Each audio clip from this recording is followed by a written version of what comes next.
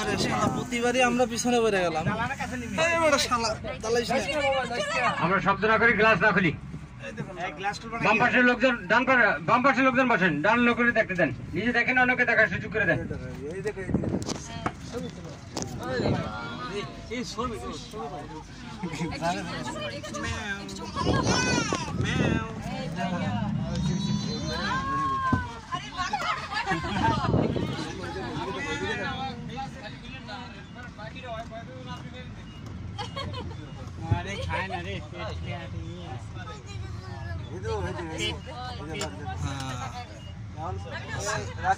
এবার পালাইছে আর পাওয়া যাবে